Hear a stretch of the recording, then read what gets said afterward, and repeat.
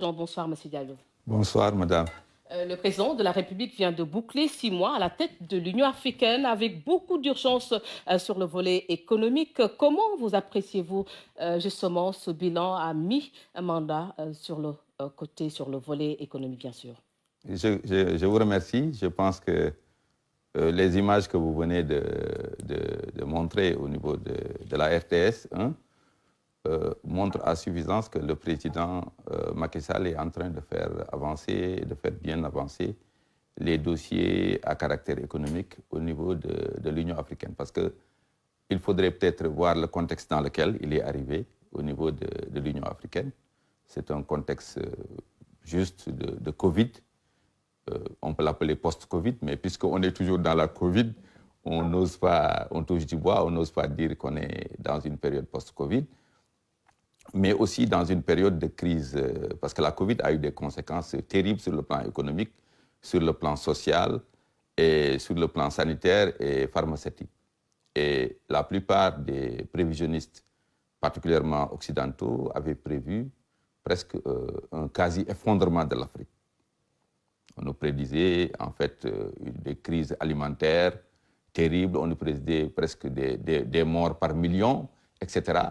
Mais heureusement, l'Afrique a pu être résiliente et supporter cette situation.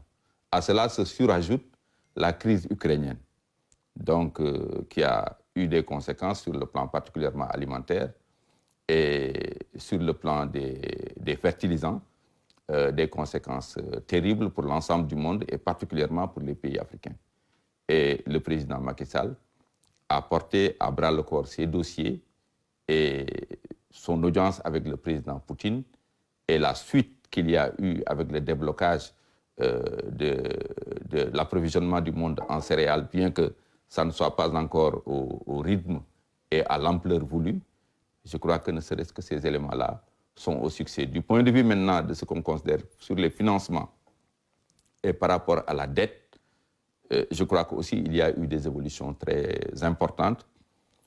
Si sur le principe des droits de tirage spéciaux, certains pays ont marqué leur accord pour l'augmentation de ces droits de tirage spéciaux, particulièrement la France et les pays européens, nous avons vu aussi que sur le plan bilatéral, la plupart des partenaires africains ont pris des mesures dans le sens non seulement de l'allègement de la dette, de l'aménagement de la dette, mais aussi de l'érection de nouveaux programmes pour appuyer l'Afrique. Et je crois que le programme le plus significatif a été ce qu'on a appelé le nouveau plan Marshall pour l'Afrique du président Biden, qu'on appelle le partenariat pour les infrastructures africaines, qui prévoit un investissement de près de 600 milliards de dollars d'ici 2027 pour l'Afrique.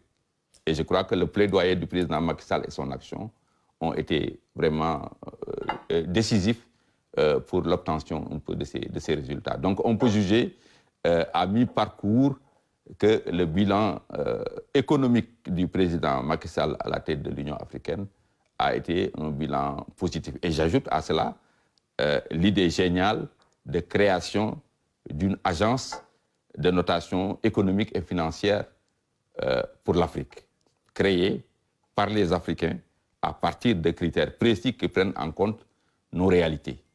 Et l'autre aspect, c'est sur la gouvernance aussi de l'Union africaine, parce qu'il y a certains programmes et projets au niveau africain. Pour les faire aboutir, il faudrait aussi qu'au niveau de la gouvernance de l'Union africaine, qu'il y ait un certain nombre de réformes et de réaménagements qui puissent permettre de porter ces grands dossiers au bénéfice de l'Afrique. Je n'oublie pas, bien sûr, le principe accepté par le président Biden de l'acceptation d'un siège permanent pour l'Afrique au niveau du Conseil de sécurité. Je crois que ça, c'est des acquis très importants et qui ne font même pas la totalité du bilan du président Macky Sall. Vous l'avez tantôt évoqué, les droits de tirage spéciaux qui reviennent fréquemment dans le discours du président Macky Sall. Quelle est la portée justement de cet instrument DTS?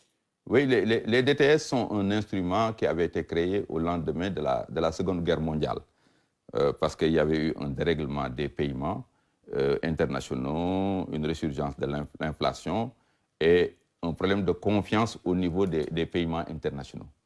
Et ces DTS sont une espèce de tontine au niveau international. Chaque pays, selon son niveau économique et financier et budgétaire, a une contribution à apporter. Et cette contribution peut être mobilisée dans certaines conditions au niveau mondial. Et quand la Covid est survenue, en fait, cet instrument a été mobilisé comme il ne l'a jamais été.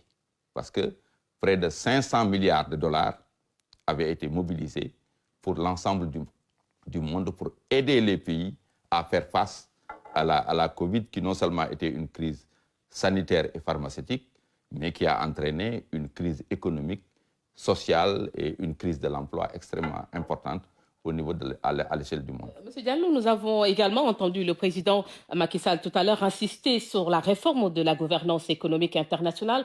Que vous inspire ce plaidoyer, Diallo?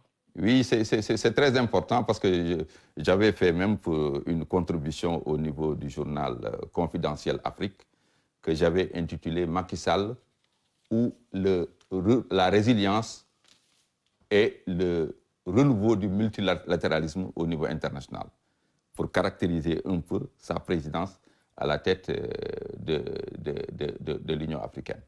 Donc, pour dire que le multilatéralisme avec la Covid et aujourd'hui la crise ukrainienne est en train est aujourd'hui dans un nouveau cycle. Et par rapport à ce nouveau cycle, il y a un certain nombre de réformes dans le cadre des relations à établir entre les pays dits du tiers-monde et les pays dits développés. Et dans ce cadre-là, il y a un certain nombre de jalons qui ont été posés par le président Macky Sall. D'abord, la première, c'est une question d'équité. Il n'est pas normal que l'Afrique, qui fait près de 1,3 milliard d'habitants et dont le PIB cumulé fait plus de 2600 milliards de dollars, ne siège pas au Conseil de sécurité de l'ONU.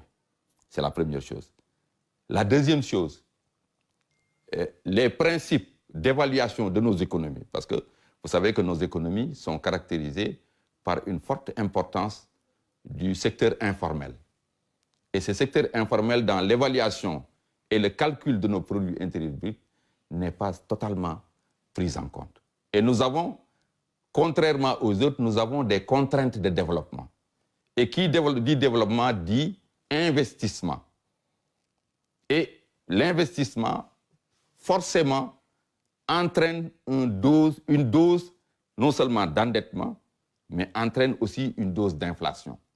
Donc les critères d'évaluation de nos économies par rapport aux économies occidentales ne peuvent pas être les mêmes. D'où l'idée extrêmement géniale de proposition de mise en place de cette agence de notation financière et économique pour l'Afrique, gérée bien sûr par les Africains, mais d'un commun accord avec l'ensemble des partenaires au niveau international. Maintenant, non seulement au niveau des Nations Unies, mais vous vous souvenez quand la présidente, la directrice générale du FMI est venue ici après le succès enregistré par le Sénégal dans la gestion de la Covid, je crois qu'elle avait salué fortement et chaleureusement les propositions et positions du Sénégal par rapport au multilatéralisme. Il en est de même du président de la Banque mondiale. Et le début de votre journal a montré aujourd'hui que le président Macky Sall fait partie des présidents qui comptent dans le monde, pour ne pas dire qu'il fait partie des grands de ce monde, parce que ses relations avec le président Poutine, avec le président Biden, avec le président Xi Jinping, avec le premier ministre japonais, avec bien sûr les alliés traditionnels occidentaux et le rôle aussi qu'il joue sur le plan diplomatique, montre aujourd'hui que sa présidence a apporté un coup de fouet et un coup de jeunesse pour le renouveau en fait, de l'Afrique. Autre point important, M. Diallo, la rencontre du chef de l'État avec le président Vladimir Poutine. Qu'est-ce que cette audience traduit, justement? D'abord, ce que cela traduit, c'est d'abord que nous avons de plus en plus une nouvelle Afrique. Une Afrique dont les dirigeants, pour l'essentiel, comme le président Macky Sall, né après nos indépendances, sont des présidents non seulement décomplexés, mais des présidents qui disent l'Afrique d'abord. nous n'avons pas cherché, sur la crise ukrainienne, à nous aligner dans un camp ou dans l'autre.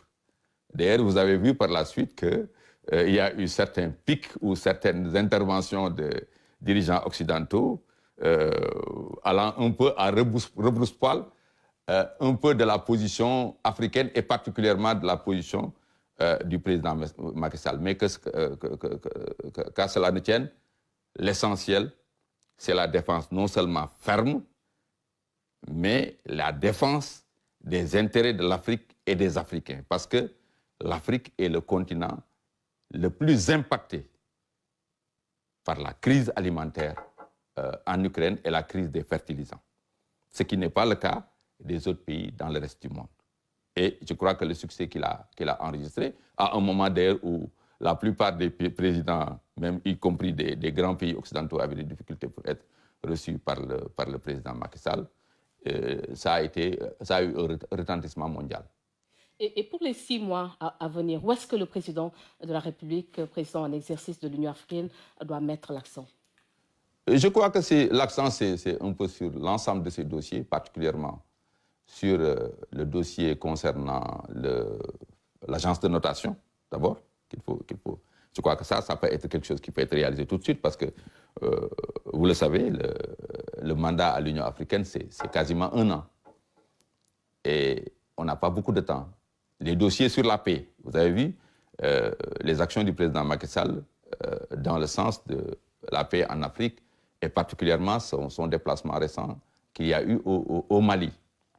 Et le dossier de la dette, faire avancer vraiment ce dossier, non seulement par rapport aux droits de tirages spéciaux, mais la proposition américaine par rapport au partenariat sur les infrastructures. Donc, parachever ce dossier et aussi l'ensemble des dossiers sur un peu la résilience africaine sur les questions d'alimentation, sur les questions de sécurité alimentaire, mais particulièrement sur les grands projets qui sont en train d'être mis en place en Afrique pour la résilience sanitaire et pharmaceutique.